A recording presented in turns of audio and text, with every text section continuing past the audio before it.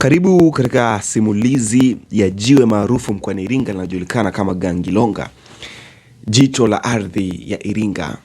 Hapa nitakupitisha katika hadithi hii mwanzo hadi mwisho. Mimi ni Alexander Skodrizi. Hii ni Usiku TV. Historia ya jiwe la Gangilonga, jiwe kubwa zaidi ambapo katika lugha nyingine tunaweza tukasema kwamba ndio jicho la Iringa. Yaani ukisimama juu ya jiwe hilo ndipo unaweza kuona Iringa nzima.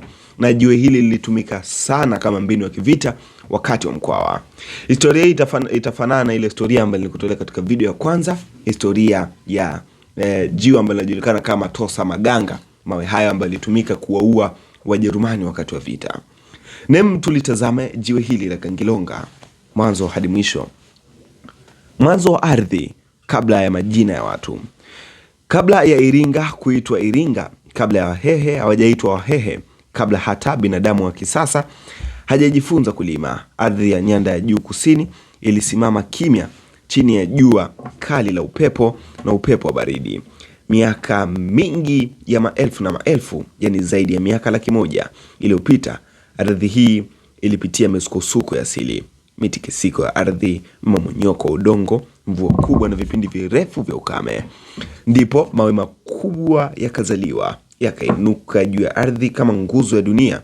Moja kati ya mawe hayo lilikuwa jiwe la Gangilonga.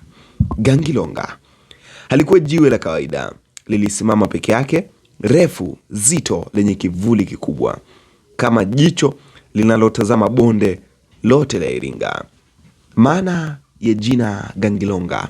Jina Gangilonga linatokana na lugha ya Kihehe, likivunjwa kwa simulizi za jadi kama gangi, kusimama kwa kitu kikubwa, yani imara, kisichoyumbishwa. Longa, kuona mbali, ama kuangalia, ama kuchunguza. Kwa tafsiri ya simulizi ya wazee, Gangilonga linasimama na kutazama mbali. Ndio maana hadi leo ukiwa juu ya jiwe hili unaweza kuona mji wa Iringa, vilima na mabonde, njia za kale za watu wa mifugo na jiwe la uangalizi. Watu wa kwanza kabla ya Wahehe. Kabla historia haijaandikwa, eneo hili la Iringa lilikuwa na wawindaji na wakusanyaji, watu wa zama za mawe, yani Stone Age people. Ushahidi wa karibu upo Isimila, kilomita chache tu kutoka Gangilonga. Hawa watu wa kale walitumia mawe kama silaha, mapango na miamba kama makazi, vilima kama maeneo linzi. Inaaminika kuwa Gangilonga ilikuwa sehemu ya mapumziko, ibada na uangalizi hata kabla ya jamii za kikabila ya sasa.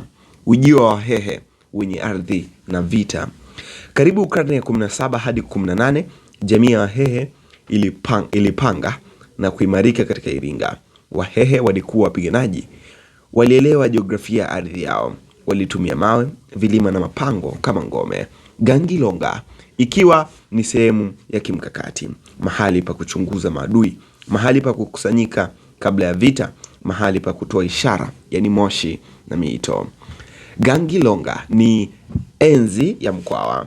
Wakati wa chifu Mtwa Mkwawa, takriban miaka 1855 hadi mwaka 1898, Gangilonga ilikuwa tayari ni alama inayojulikana, na inasimuliwa kuwa wapiganaji walipanda juu ya jiwe hili, walitazama mienendo ya majeshi ya adui, walitumia jiwe kama mnara wa ulinzi wa asili. Halikuwa jiwe la kupigania kwa mapanga, lilikuwa jiwe la akili, tahadhari na maandalizi. Ujio wa koloni, jiwe linalobaki kimya. Wajerumani walipofika Iringa mwishoni mwa karne ya 19, waliona Gangilonga kama jiografia ya ajabu, lakini hawakujua ardhi zake, hawakujua kuwa lilikuwa ni jicho la Wahehe. Vita vilipita, Mkwawa alianguka, lakini Gangilonga ilibaki. Haikuharibiwa, haikubadilishwa jina, kwa sababu hata wakoloni walihisi hapa kuna kitu kikubwa kuliko wao. Zama za kisasa, jiwe linageuka kuwa alama ya jiji. Karne ya 20 ikaingia, Iringa ikakua, nyumba zikajengwa, barabara zikachorwa, miji ikaanza kupanda vilimani. Gangilonga ikawa alama ya mji, mahali pa kupumzika, kivutio cha macho. Lakini hata wazee wa Iringa bado lilikuwa jiwe lenye roho ya historia. Mawe ya Gangilonga, uchambuzi wa kijiolojia. Mawe ya Gangilonga ni miamba ya graniti iliyoundwa kwa mamilioni ya miaka. kupitia mmomonyoko wa msukumo wa ardhi. Ndio maana jiwe ni gumu sana, halijavunjika kirahisi, limesimama kwa maelfu ya miaka. Kijiolojia ni kumbukumbu ya umri wa dunia. Simulizi ya mwisho, jiwe linaloona. Wazee wa zamani walisema kama ungekaa kimya juu ya jiwe la Gangilonga ungesikia Iringa ikizungumza. Jiwe hili limeonekana watu wa zamani, wa zama za mawe, wapiganaji wa Kihehe, askari wa Kijerumani, watoto wa shule, mji ukizaliwa. Ni ushahidi wa historia ya Iringa, muhtasari katika hili jiwe la Gangilonga. Si jiwe tu, bali ni kumbukumbu, ni jicho la historia, ni sauti iliyonyamaza lakini bado inaona. Hii ni simulizi ya jiwe la Gangilonga. Mimi ni Alexander Scott Rizzi. Hii ni Blue House Dax Media.